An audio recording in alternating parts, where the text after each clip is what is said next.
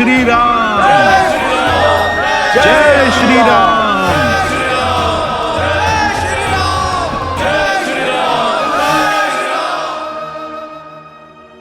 सब कुछ सज है महाराज, आप ही की प्रतीक्षा थी। महारानी को ले आए।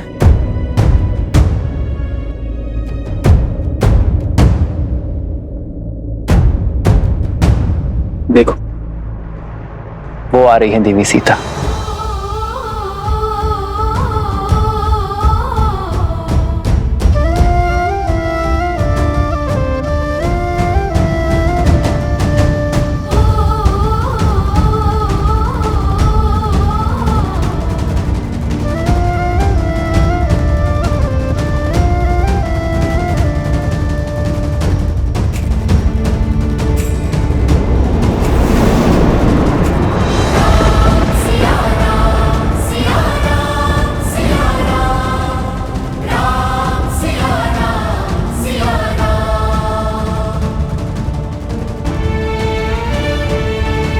महारानी सीता की देह तो अयोध्या में वास नहीं करती है, किंतु राजधर्म की मर्यादा जो निभानी है, मेरी प्रिय पत्नी के प्राण इस मूर्ति में प्रतिष्ठित है।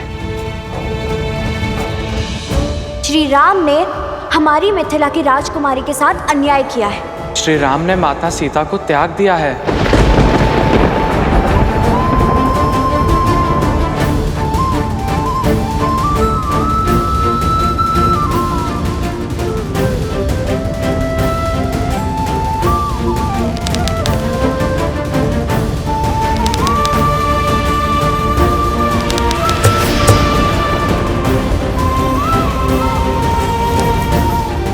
ऋषि कुमार,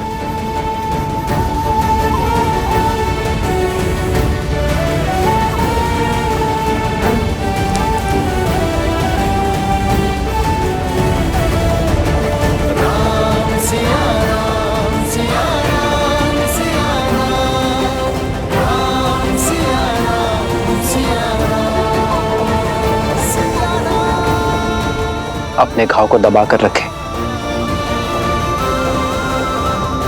आर्य सुमंत। जी महाराज। शीघ्र वैद्य जी को बुलाइए।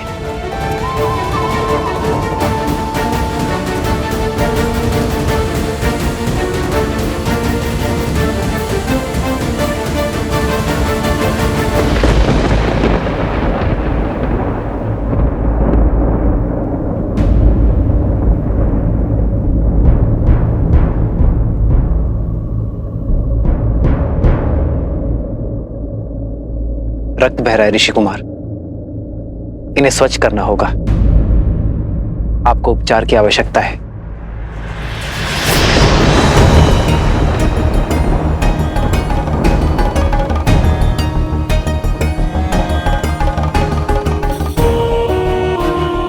उपचार की अधिक आवश्यकता वीणा की स्तार को है।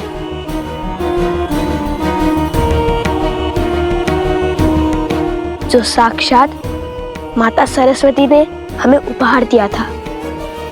ऋषि कुमार, महाराज की उदारता का उत्तर उद्दंडता से देना उचित नहीं है।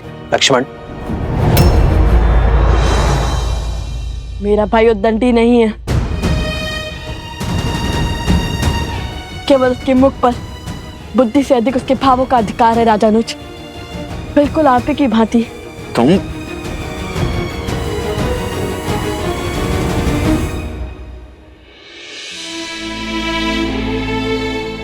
वीणा का तार अधिक खींचने से टूट गया है ऋषि कुमार। क्या आप बताएंगे ऐसा क्या हुआ?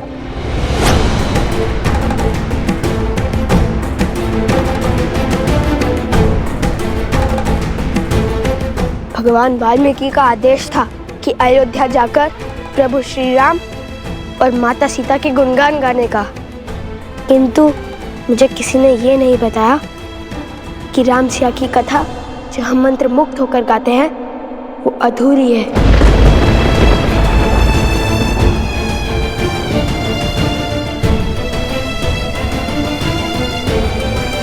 ऋषि कुमार, संसार हर क्षण हमारे सामने एक नई चुनौती लेकर आता है, और उस समय धर्म के लिए, कर्म के लिए जो कार्य हमें करने पड़ते हैं वो कठिन अवश्य होते हैं, किंतु अनिवार्य होते हैं। एक व्यक्ति की जीवन कथा तब तक अपूर्ण है जब तक उसके प्राण उसके तन में है। तो क्या जीवन की चुनौती के लिए कोई पत्नी अपने पति का साथ और हृदय का त्याग समर्पण कर सकती है महाराज?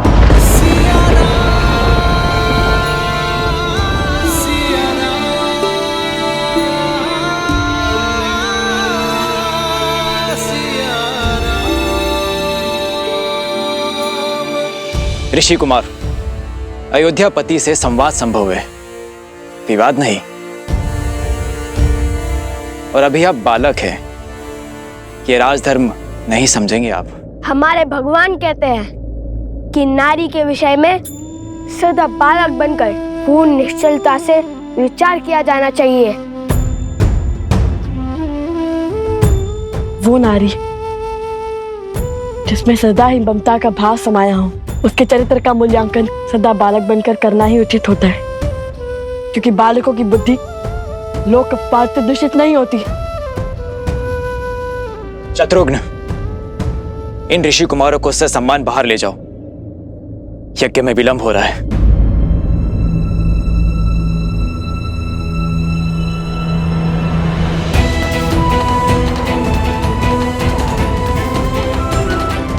यदि मेरे श्री राम के मन में अपनी संतान के लिए प्रेम जागा तो कहीं उनका तप भंग ना हो जाए। शत्रुघ्न, शत्रुघ्न, हनुमान, इन्हें सभा में लाए और बताए कि ये प्रश्न करेंगे या सभा का त्याग। प्रभु, जो प्रश्न इनके मुख से निकल रहे हैं वो पूछने की मेरी इच्छा तो हुई, किंतु साहस नहीं।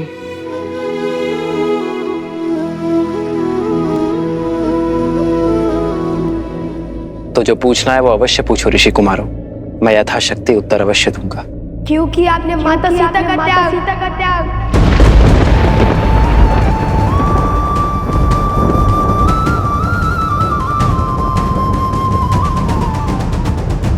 धर्म का आचरण आदर्शों के अनुसार होता है ऋषि कुमार। एक संतान के लिए उसके माता पिता आदर्श होते हैं। अपनी संतान को धर्म की सीख देने के लिए उसके माता पिता को कभी कभी सुख का त्याग करना पड़ता है। वैसे ही अपनी प्रजा के लिए उसके राजा और रानी आदर्श हैं, सबके लिए परमात्मा आदर्श है। इसलिए संसार के सुख के लिए प्रत्येक युग में श्री विष्णु और माता लक्ष्मी एक दूसरे से वियोग की पीड़ा सहते हैं। उसी से प्रेरणा लेकर अयोध्या नगर और कोसल राष्ट्र की प्रजा को उचित धर्म का दर्शन देने की इच्छा से मैंने और सीता ने वियोग का दुख स्वीकार किया।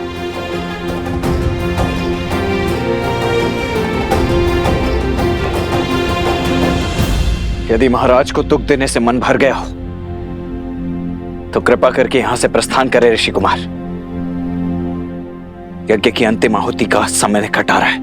हम यहाँ महाराज का दुख या अपमान का कारण बनने नहीं आए थे, अपितु हमारे प्रभु श्री राम और माता सीता के दर्शन करने आए थे।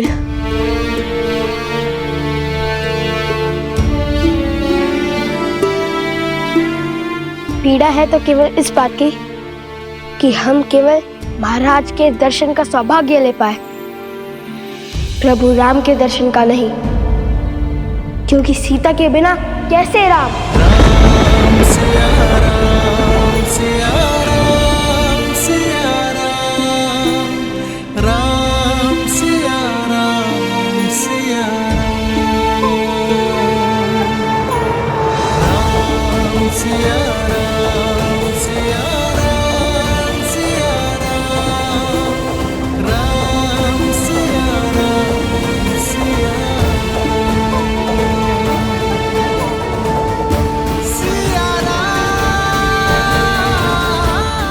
क्योंकि सीता के बिना कैसे राम।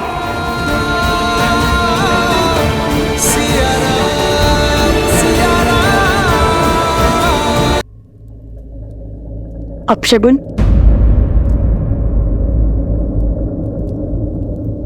अपशगुन में भी शगुन छुपा होता है। सुकर्म और सोच अपशकुन को भी शगुन बना देती है।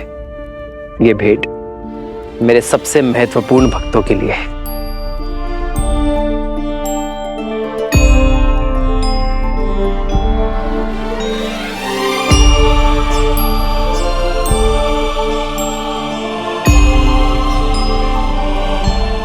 ये धागा मेरी सीता ने मुझे दिया था मेरी रक्षा के लिए, और अब से ये धागा तुम दोनों की भी रक्षा करेगा। प्रेम समर्पण करुणा ज्ञान से है भरा दो प्यारा नाम। जय सिया राम, जय जय सिया राम, जय सिया राम, जय जय सिया राम।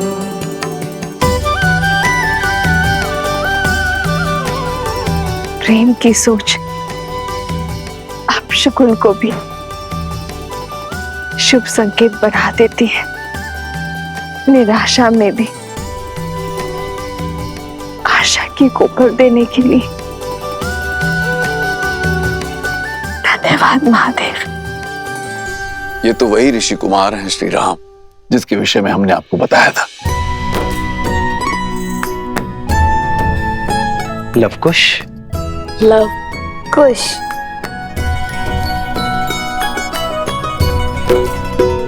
इनकी धनुर्विद्या से तो हम पहले से ही अवगत हैं, और आज इनकी अद्वितीय संगीत रस को भी हमने चख लिया। बालकों, तुमने हमें इस विषय में पहले क्यों नहीं बताया?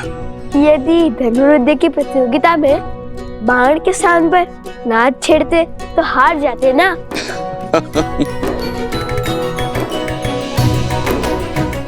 कहा वीणा और कहा धनुष, इन दोनों कलाओं में इतना भेद होने पर भी आप इन दोनों कलाओं में निपुण कैसे बन गए? नहीं नहीं, दोनों में अधिक भेद नहीं है। धनुष को बाएं हाथ से पकड़ते हैं और दाएं हाथ से कार्य करते हैं। वैसे ही वीणा को भी बाएं हाथ से पकड़ते हैं और दाएं हाथ से कार्य करते हैं। भेद तो हृदय के भावों में होता है महाराज। माता ने सिखाया था कि जिन्हें देखकर धनुष उठाने का मन करे वो शत्रु होता है, और जिन्हें देखकर वीणा के तार झनकाने का मन करे वो साक्षात ईश्वर का अवतार। और हमने तो बालपन से ही आपको अपना आराध्य माना है। धन्य है ऐसी उत्तम संस्कार देने वाली माता। आप दोनों उन्हें नहीं लाए अपने साथ? हमारी माता वन देवी है। उन्होंने प्रण लिया है कि वे कभी भी वन के बाहर किसी भी नगरी में अपने पग नहीं रखेंगी। अभी तो मैं यज्ञ के बंधन में बंधा हूँ, किंतु फिर कभी तुम्हारे माता के दर्शन करने अवश्य आऊंगा। माता सीता को भी लाएंगे ना?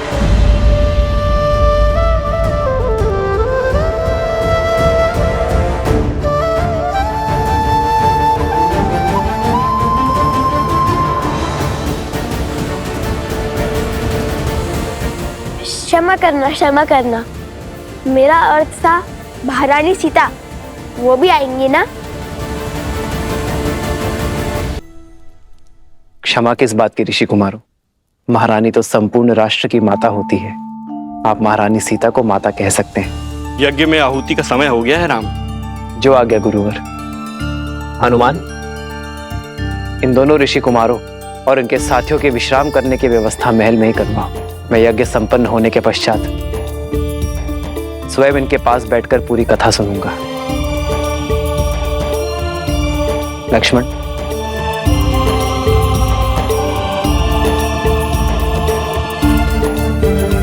देवी, चले। सत्य कहा था आपने आर्य। यहाँ आकर उचित किया हमने। अब मुझे इन बालकों के साथ समय व्यतीत करने का अवसर मिलेगा।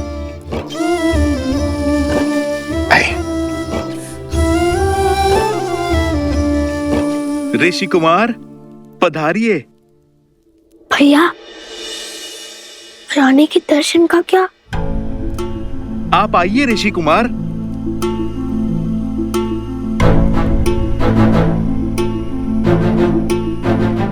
ऋषि कुमार, क्या बात है? वचन भंग हुआ। आपने कहा था आप महारानी के भी दर्शन करवाएंगे। अयोध्या की धरा पर कोई वचन भंग नहीं होगा ऋषि कुमारों। आपको महारानी सीता के दर्शन करने हैं ना, आइए यज्ञ स्थल पर।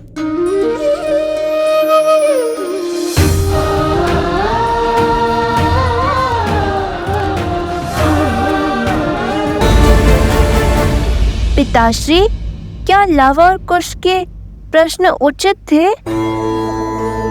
जैसे वृक्ष पर बैठे व्यक्ति को धरती पर खड़े व्यक्ति की तुलना में कहीं दूर तक दिखाई देता है, वैसे ही किसी भी व्यक्ति के प्रश्नों की मर्यादा भी उन प्रश्नों की दूरदर्शिता पर निर्भर करती है।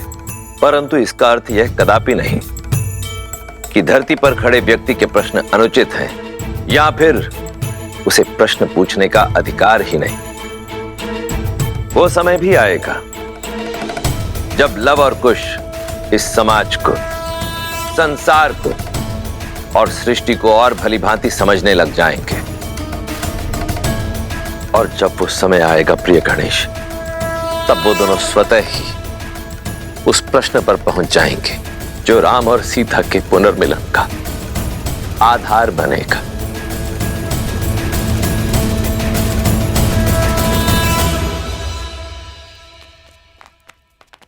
अब क्या करना है? कैसे मर्यादा और न्याय की मूर्त ने अपनी पत्नी के साथ अन्याय किया।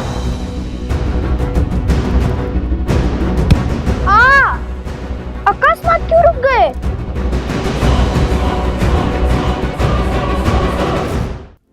भैया, अगर श्री राम ने किसी और की पत्नी के साथ अन्याय किया होता तो आप दुखी नहीं होते? मूर्खतापूर्ण बातें मत करो कुश। श्री राम किसी के साथ अन्याय कर ही नहीं सकते। वे मर्यादा पुरुषोत्तम हैं। ओम मनमना गणाधिपते नमः स्वाहा।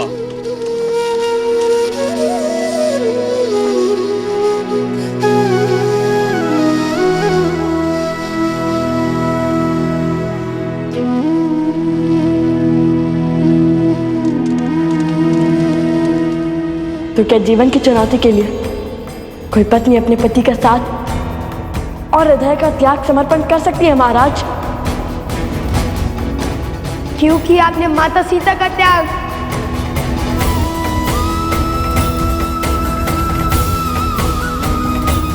क्योंकि सीता के बिना कैसे राम?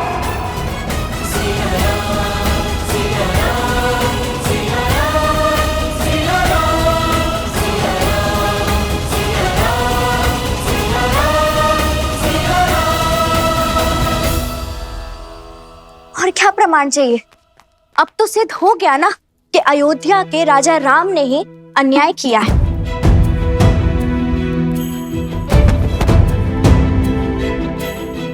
नहीं, मैं नहीं मानता।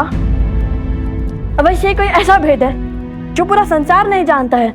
अर्थात श्री राम कुछ छुपा रहे हैं।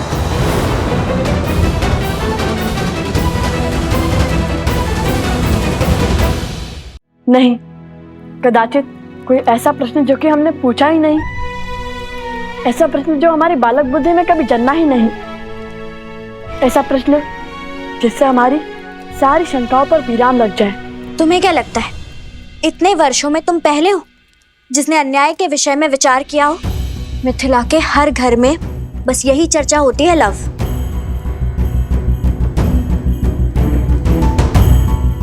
आपको केवल ये दुख है कि हम श्री राम से उचित प्रश्न नहीं पूछ पाए, किंतु मुझे देखिए, मुझे दो दुख हैं।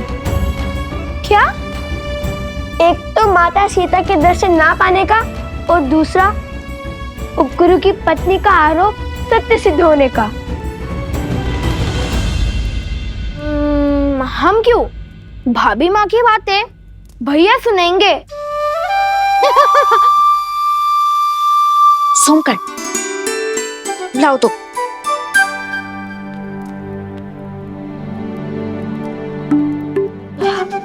बहुत भूख लग रही है, आज भोजन क्या करेंगे? धन्य हो कुमार कुश, इतने बड़े दुख के बीच में भी तुम्हें भोजन की पड़ी है। दुख हृदय में है और भूख पेट में। दोनों अपने निर्णय लेने के लिए स्वतंत्र हैं। हाँ, चलो ना फिर भोजनशाला में चलकर खाते हैं। नहीं, अब हम अयोध्या का अन्न तभी खाएंगे जब माता सीता अयोध्या लौटेंगी।